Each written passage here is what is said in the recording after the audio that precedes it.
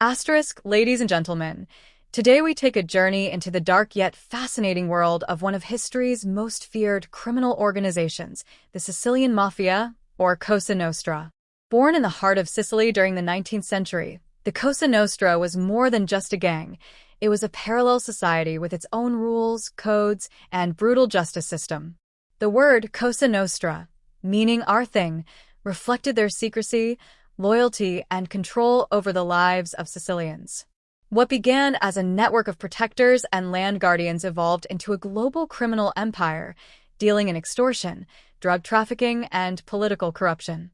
Their code of silence, known as Omertà, made them nearly untouchable for decades. They infiltrated businesses, politics, and even law enforcement, weaving themselves into the very fabric of society. But behind the myth of honor and brotherhood was a ruthless system of violence, betrayal, and bloodshed. From the infamous bosses like Lucky Luciano and Toto Rina to the countless victims silenced by assassinations, the Cosa Nostra left scars not only in Italy but across the world, especially in the United States. Today, while weakened by law enforcement and anti-mafia movements, the Sicilian Mafia still casts a long shadow. Its story is a warning of how organized crime thrives when fear, corruption, and silence take hold. The rise and fall of the Cosa Nostra reminds us that justice requires courage, unity, and the refusal to stay silent in the face of oppression. The origins of the Sicilian Mafia can be traced back to the mid-19th century, in a time when Sicily was caught between foreign rule, poverty, and weak state authority. The Italian government had little control over the rural countryside, and ordinary people were left vulnerable to bandits, thieves, and lawless violence. In this environment of chaos, powerful groups began to rise, not as protectors of justice, but as private enforcers who offered protection in exchange for loyalty and obedience. The earliest mafia clans began by controlling lemon groves, olive fields, and wheat farms, Sicily's most valuable exports at the time. Wealthy landowners, many of whom lived far from their estates, hired men to protect their property from thieves. Over time, these guardians transformed into something much more sinister. They started charging landowners not just for protection, but for silence, safety, and survival. Refusing to pay meant crops could be burned, families attacked, or property destroyed. This system became the foundation of mafia power. Unlike ordinary criminals, they presented themselves as an alternative government, enforcing contracts, settling disputes, and punishing betrayal outside of the law. The mafia's authority grew because it filled a vacuum left by a weak state. When citizens couldn't trust the police or the courts, they turned to the mafia for order, even though that order came at a terrible cost. By the late 1800s, the Sicilian Mafia had developed into more than just a group of thugs. It had become a network of clans bound by secrecy, honor, and violence. Their influence spread across towns and villages, embedding themselves into everyday life. What began as a response to instability soon evolved into a culture of power and fear that shaped Sicily for generations to come. The very name of the Sicilian Mafia carries weight, mystery, and fear. Cosa Nostra translates literally to our thing. On the surface, it may seem simple, but within those two words lies the essence of the Mafia's identity: secrecy, exclusivity, and absolute loyalty to the brotherhood above all else. The phrase first became widely known in the 20th century, though its origins go back to the Mafia's earliest days in Sicily. By calling it our thing, members create a sense of belonging, a secret world separate from the law, government, and ordinary society. To say Cosa Nostra was to declare, this is ours, not theirs. It was a shield against outsiders and a warning that anyone who tried to interfere would face consequences. What made the name powerful was its ambiguity. It wasn't just a label for a criminal group. It was a lifestyle, a code of conduct, a family. To members, our thing meant honor, respect, and loyalty. But to outsiders, it meant intimidation, extortion, and control. Even within the Mafia, saying the words openly was dangerous. Members rarely use a name outside of secret conversations, as silence and discretion were the cornerstones of survival. When Italian and American authorities began investigating organized crime, the term Cosa Nostra was whispered in testimonies and confessions. It shocked the public, who realized this wasn't just scattered gangs. It was a structured organization with a hidden name, a hidden language, and a hidden world. From that moment, Cosa Nostra became synonymous with the Sicilian Mafia's global reputation, a shadowy empire that belonged to no one but themselves. At the very heart of the Sicilian Mafia lies its most sacred and feared principle, Omertà, the code of silence. This unwritten law was more powerful than any contract, because it demanded not only obedience but absolute silence in the face of authority. To betray this code was not just disloyalty, it was a death sentence. Omertà meant that no member of the Mafia, nor even an ordinary citizen under their control, could cooperate with the police, judges, or the state. Speaking to the authorities was seen as the ultimate betrayal. Even if someone was beaten, robbed, or lost a loved one to Mafia violence, they were expected to remain silent. Breaking the silence was not just punished, it was eradicated. Families of informants often paid with their lives, their homes, or their dignity. This code gave the Mafia its strength. For decades, law enforcement struggled to penetrate the organization because no one dared testify. Courts were left with no witnesses, no evidence, and no leads. The Mafia became untouchable, protected not only by guns and threats, but by an invisible wall of silence built into Sicilian culture. The roots of Omertà stretched deep into the psychology of fear. In many Sicilian villages, the Mafia became more trusted than the police, because while the state seemed weak or distant, the Mafia's power was immediate and absolute. To defy them was to invite ruin. Silence, then, was not only loyalty but also survival. But Omertà was not just about fear, it was about pride. For Mafia members, keeping secrets was proof of honor and masculinity. A true man, they believed, would rather die than betray our thing. This twisted sense of loyalty allowed generations of killers and criminals to walk freely, while their victims remained buried in graves of silence. It was not until the late 20th century that cracks began to form in Omertà. A few courageous informants, known as Pentiti, broke the code and revealed the inner workings of the Mafia to the world.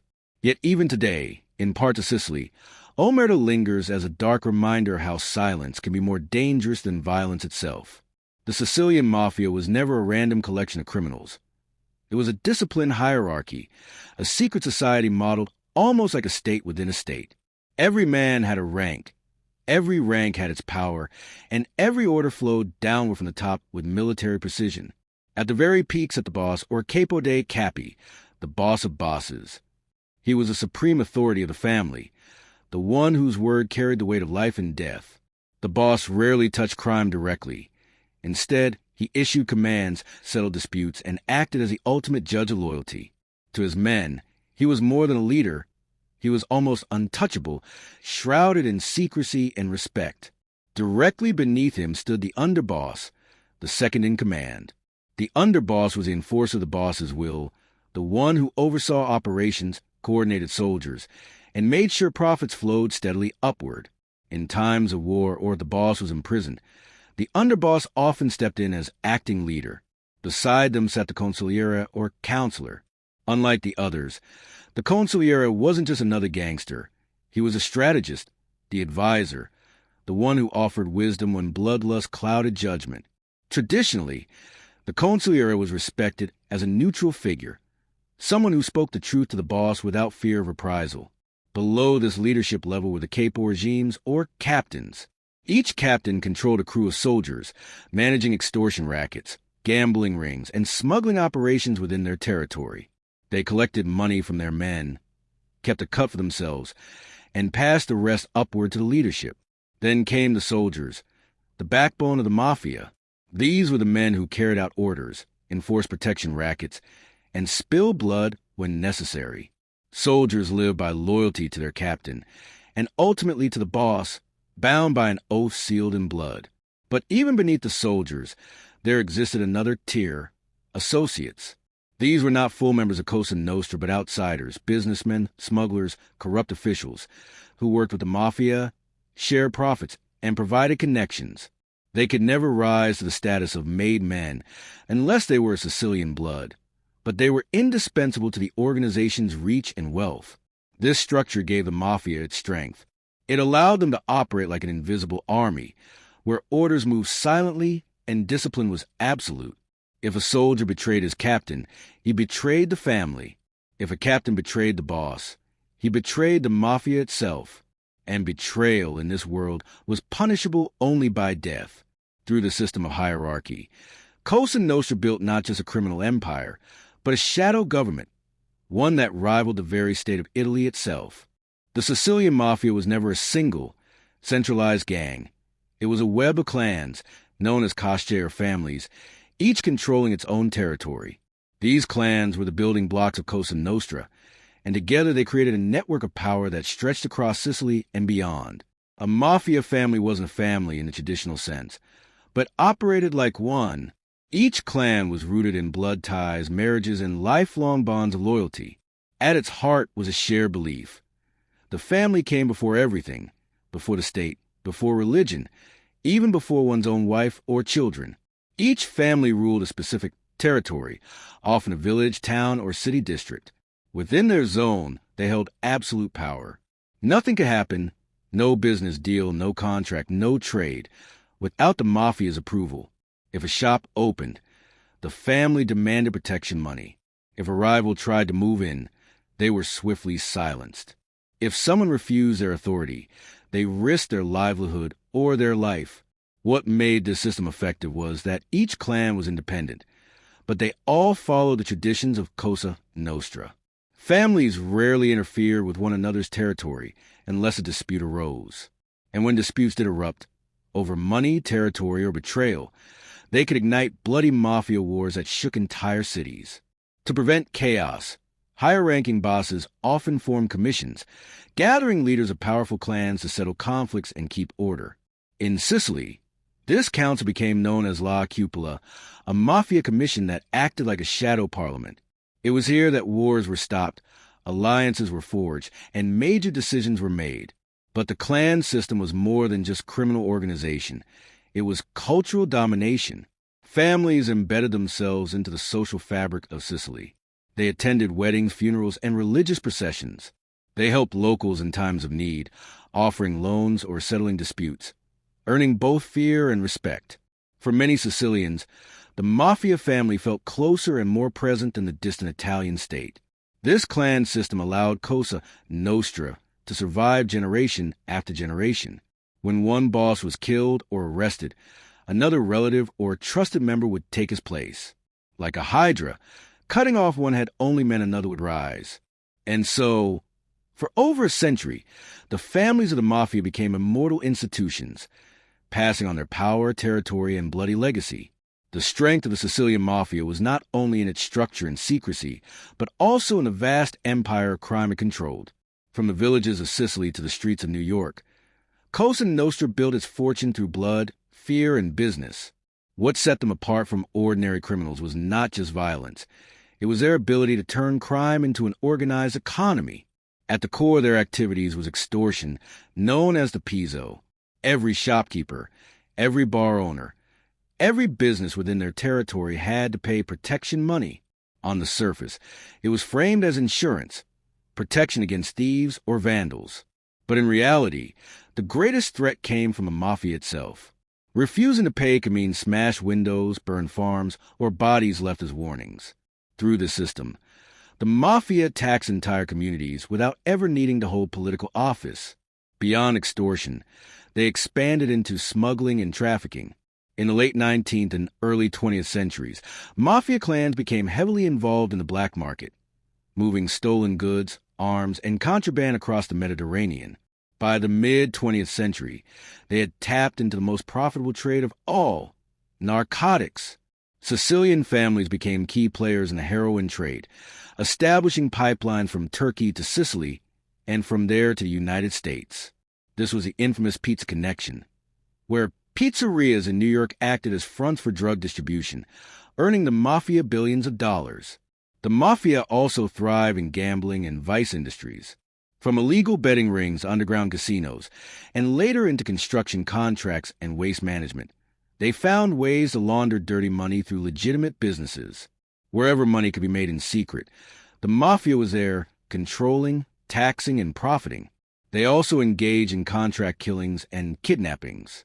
Assassinations were not random acts of violence, but calculated moves to eliminate rivals, silence witnesses, or send messages to those who dare to resist.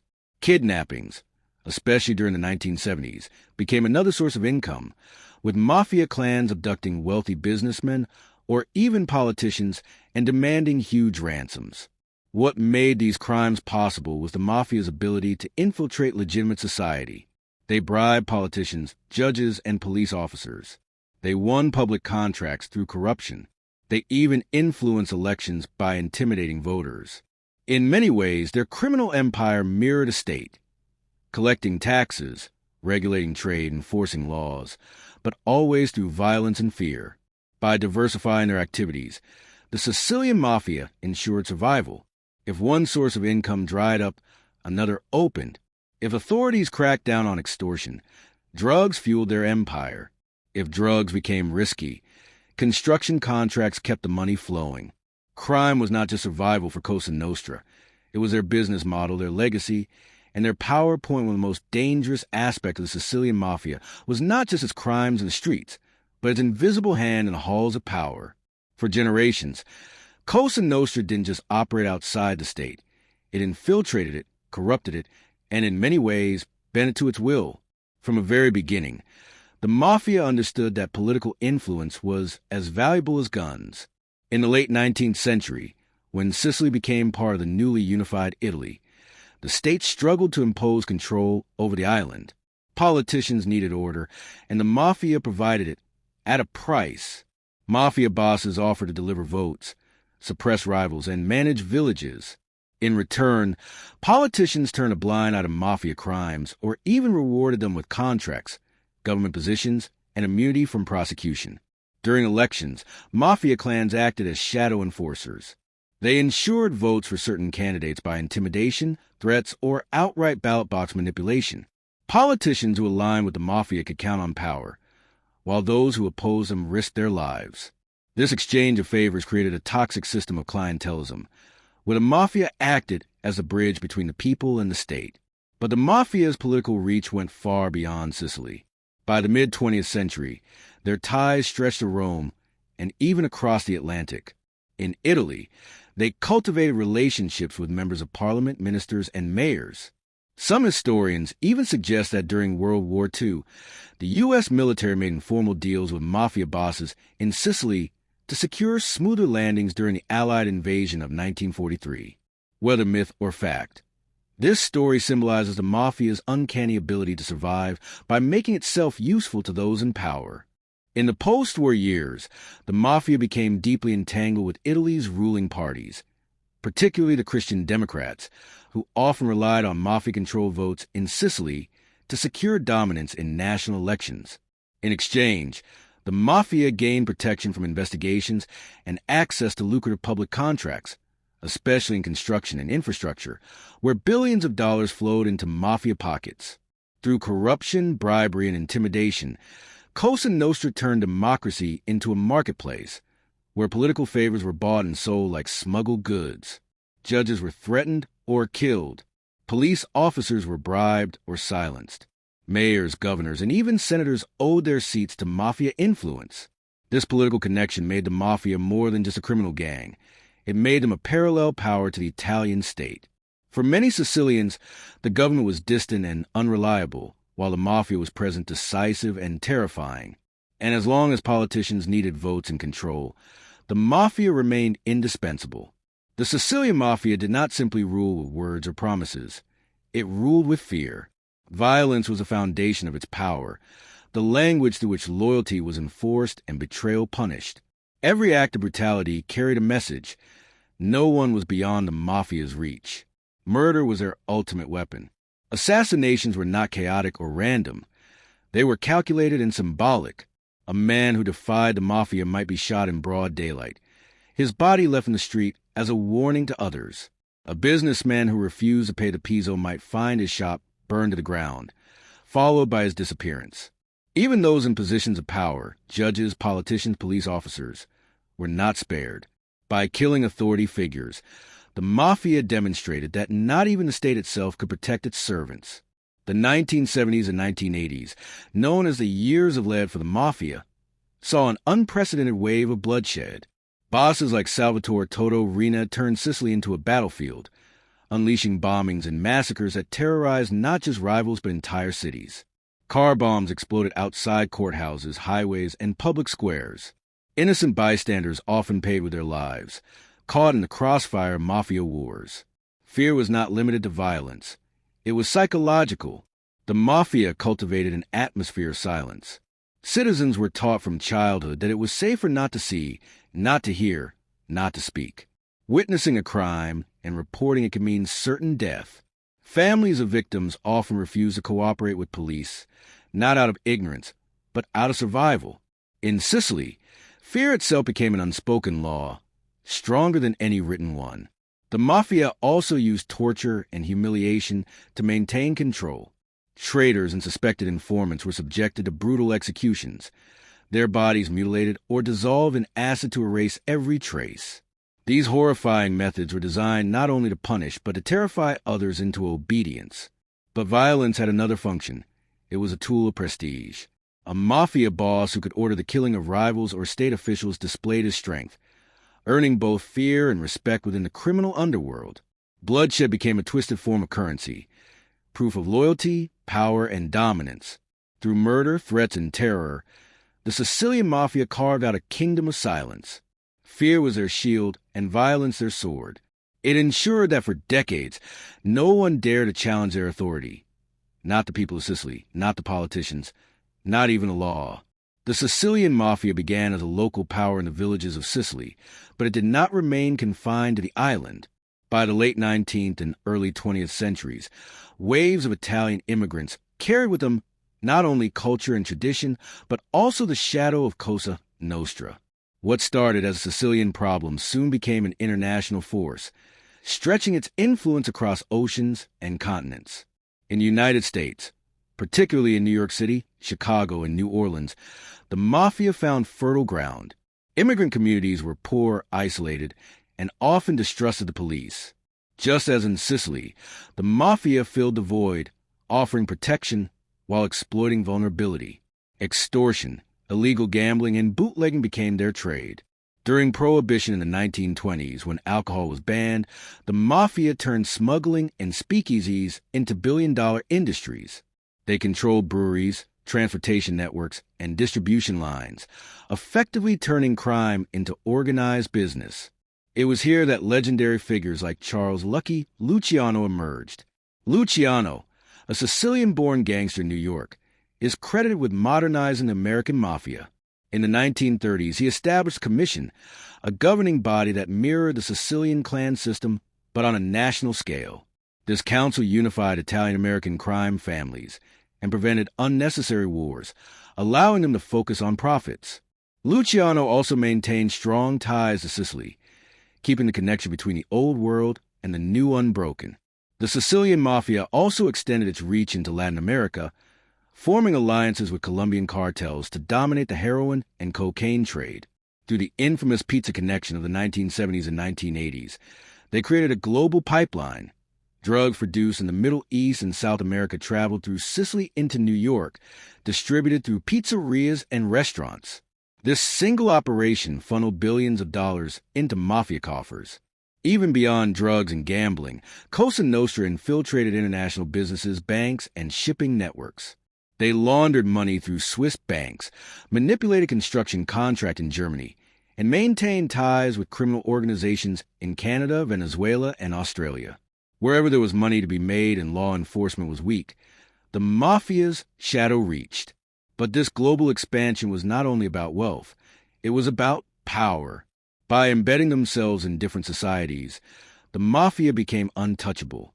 Killing a judge in Sicily was one thing, but having allies in New York, Bogota, or Zurich meant survival, even when pressure in Italy intensified. The Sicilian Mafia was no longer just a regional underworld.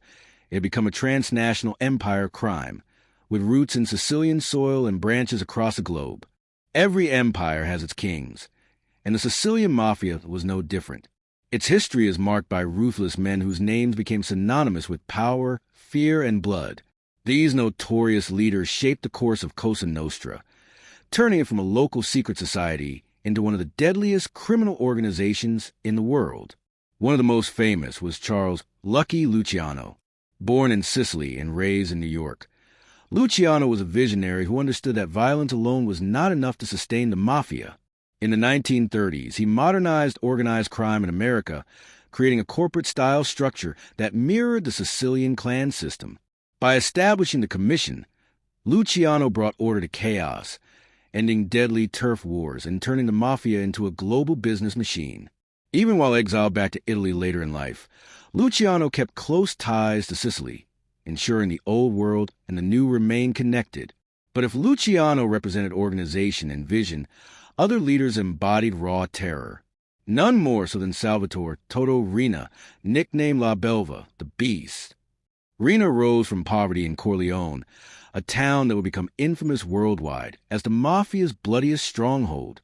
By the 1980s, he seized control of Cosa Nostra and unleashed a reign of unprecedented violence. Riina declared war not only on rival families, but also on the Italian state itself. Under his command, the mafia carried out car bombings, massacres, and assassinations that claimed the lives of judges, police, and innocent civilians. Riina's brutality terrified Sicily, but it also provoked a backlash that would eventually lead to his downfall. Following Riina's arrest in 1993, another shadowy figure emerged, Bernardo Provenzano, often called Il Trattore, the Tractor, for the way he plowed through enemies without mercy. Unlike Riina's open violence, Provenzano favored subtlety. He rebuilt the mafia's strength through silence, avoiding bloodshed that drew attention, and instead focusing on business, infiltration, and political connections. For decades, Provenzano evaded capture, communicating with his men through handwritten coded notes known as pizzini. His ghost-like presence kept Cosa Nostra alive even as law enforcement closed in.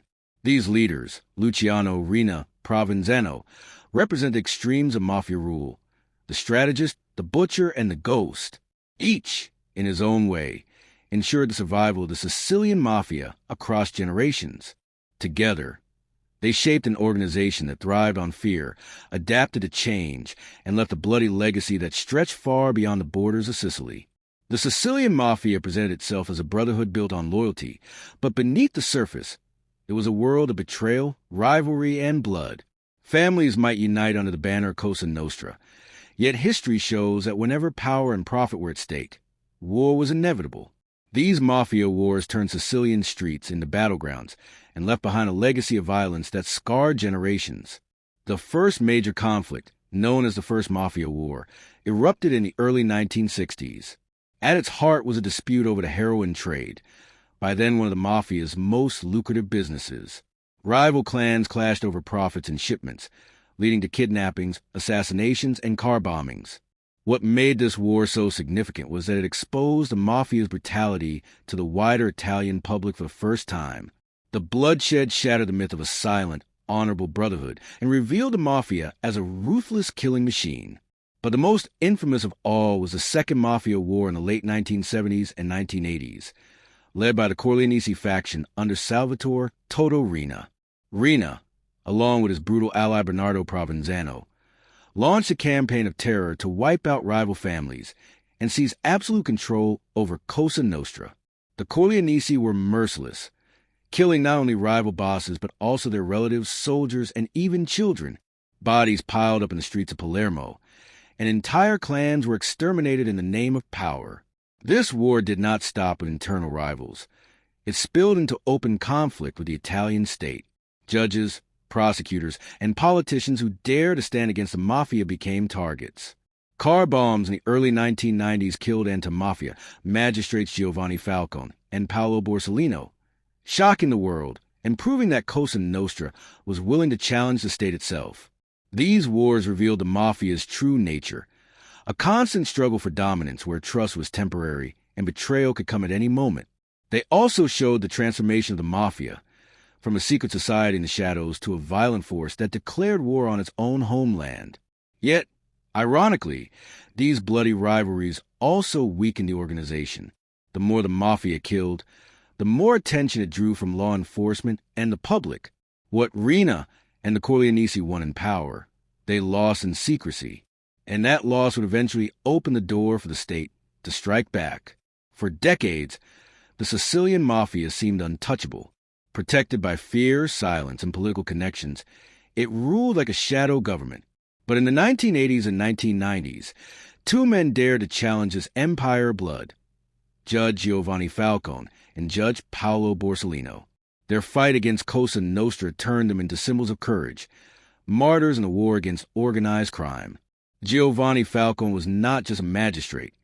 He was a strategist who understood the mafia in ways few ever had. Instead of relying on traditional investigations, he followed the money, tracing bank accounts, international transfers, and secret financial networks that revealed the mafia's global business empire. He also worked closely with Pentiti, mafia informants who broke Omertà and confessed their secrets. One of the most famous was Tommaso Buscetta, who exposed the mafia's hierarchy and global drug trafficking operations. Buscetta's testimony, combined with Falcone's methods, struck at the very heart of Cosa Nostra.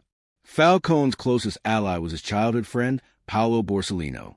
Together, they formed the backbone of the anti-mafia pool, a group of magistrates in Palermo who shared information and worked as a team, ensuring that if one was killed, the others could continue the fight.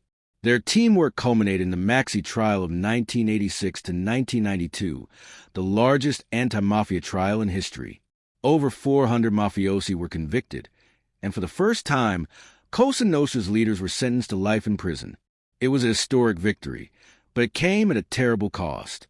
The mafia saw Falcone and Borsellino as existential threats.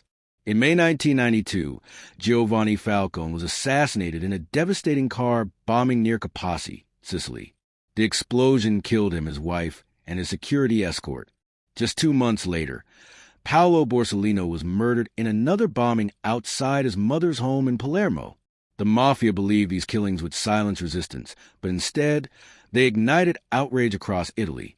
Millions of Italians marched in protest, demanding justice. The deaths of Falcone and Borsellino shattered the wall of silence in Sicily, inspiring citizens, journalists, and politicians to stand against Cosa Nostra. For the first time, the mafia faced a united society that refused to live in fear. Falcone and Borsellino knew the risks, yet they fought anyway. Their legacy lives on as a reminder that courage can outlast terror, and that even the most feared criminal empire can be challenged when truth and justice are pursued without compromise. The Maxi Trial in Palermo was not just a court case. It was a war fought inside a courtroom, a battle where the Italian state finally dared confront the Sicilian Mafia head-on.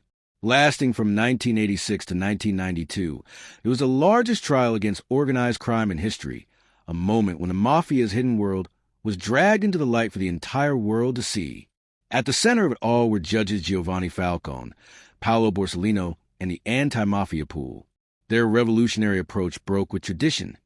Instead of working alone, they shared evidence, interrogations, and testimonies to build an airtight case. This teamwork made it harder for the mafia to eliminate one magistrate without others continuing the fight.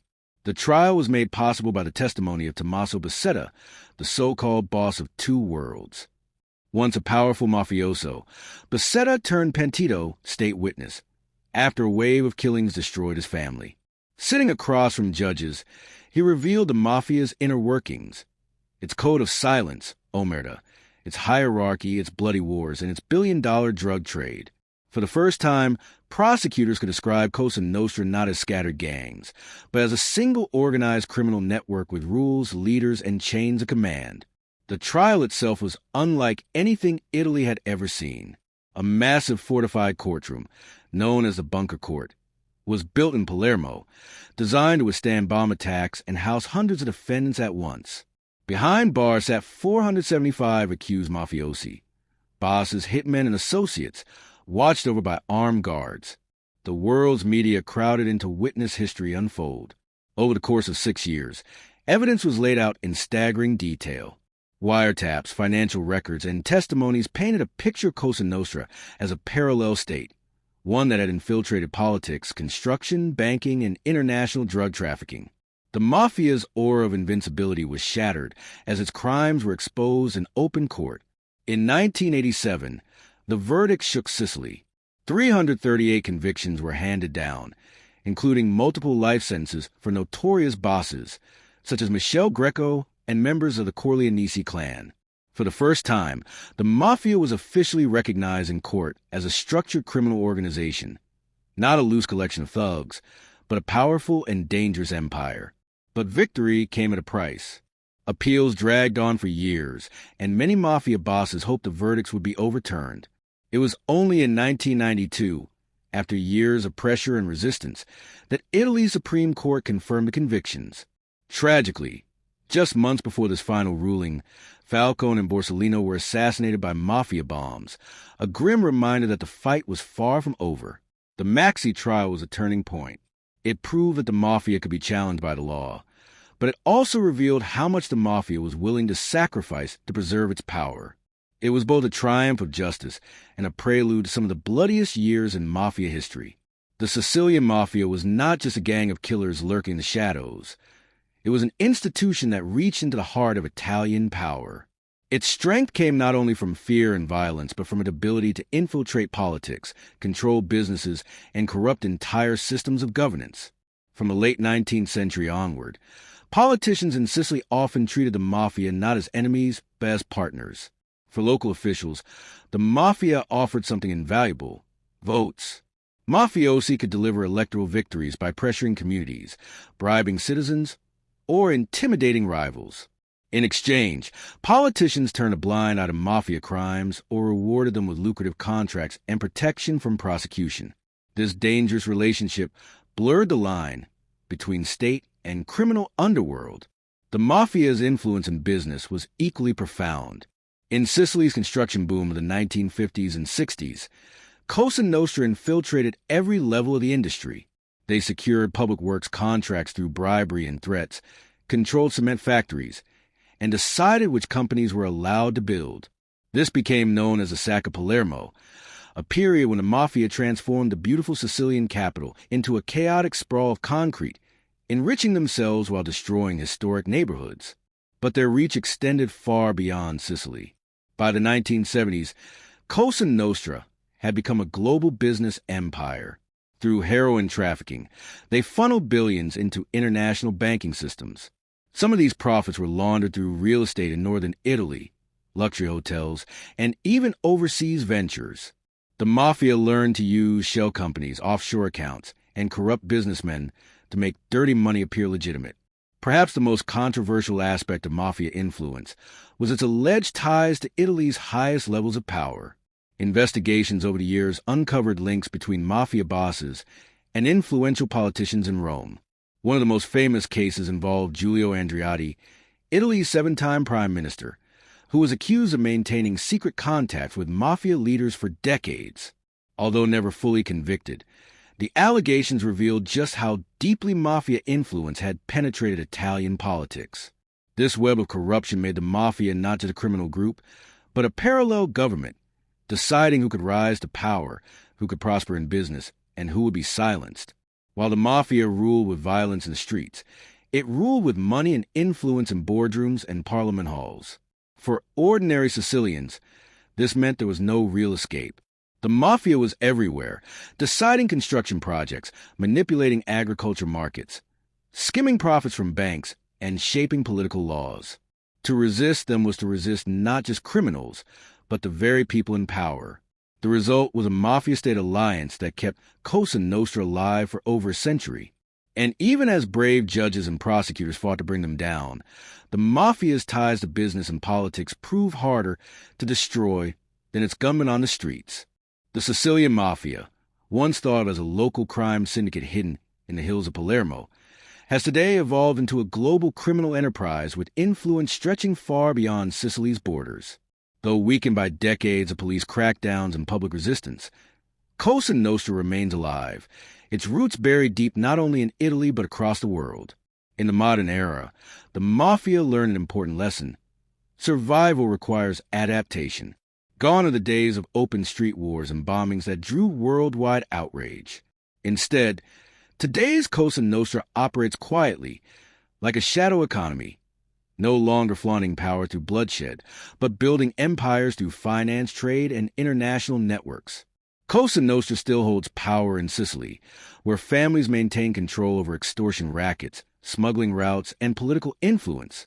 But its true strength lies in its ability to collaborate with other international crime organizations.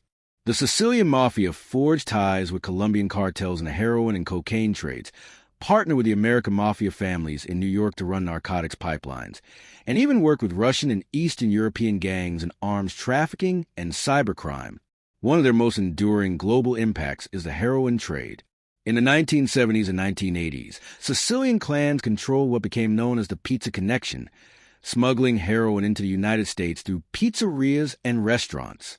This operation made billions and established Cosa Nostra as a key player in the global drug economy. Even after the network was dismantled, its model of international trafficking influenced how modern cartels operate. Today, the mafia's global reach extends into money laundering, counterfeit goods, and even environmental crimes. They invest in waste management, renewable energy, and construction, industries where huge government subsidies and loopholes create opportunities for corruption. Reports have even linked mafia-controlled companies to the illegal dumping of toxic waste, turning environmental destruction into profit. The digital age has also changed the mafia's methods. While Cosa Nostra remains more traditional than newer groups like the 'Ndrangheta or Camorra, it has begun using cryptocurrency, offshore accounts, and online trade to move money across borders without detection. The same organization that once relied on handwritten notes and secret meetings in backrooms now adapts to cyber finance and global markets. Despite international pressure, Cosa Nostra's influence endures because it is something no government can easily break. A cultural foundation built on silence, fear, and loyalty. In many Sicilian towns, mafia families are still respected or feared more than the distant state. Generations grow up with the mafia not as a story from the past, but as a constant reality of life. Globally, the Sicilian Mafia left behind more than just crime. It left a blueprint for organized crime syndicates worldwide. Its clan system, code of silence, and ability to merge violence with politics have inspired groups from South America to Asia. Wherever organized crime exists, echoes of Cosa Nostra's methods can be found. In the 21st century, the Mafia is no longer the dominant empire it once was. Challenged by both Italian law enforcement and rival groups like the 'Ndrangheta of Calabria. Yet, Cosa Nostra remains a shadow force, smaller, quieter, but still powerful. Its survival proves that while bosses may die and wars may end, the Mafia's ability to reinvent itself ensures its presence in the global underworld will never fully disappear.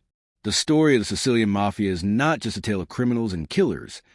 It is a story of society forced to live in the shadow of fear, corruption, and bloodshed. For over a century, Cosa Nostra proved itself adaptable, ruthless, and deeply entrenched in the very fabric of Sicily and beyond. It thrived because it fed on silence, on complicity, and on the weakness of institutions meant to protect the people. Yet history also shows us something else, that no empire violence is everlasting. The courage of judges like Giovanni Falcone and Paolo Borsellino, the determination of investigators, and the rising voices of ordinary Sicilians proved that the Mafia's power could be challenged. Their sacrifices remind us that resistance, though costly, is never in vain. Today, the Sicilian Mafia remains a shadow, smaller, quieter, but still present.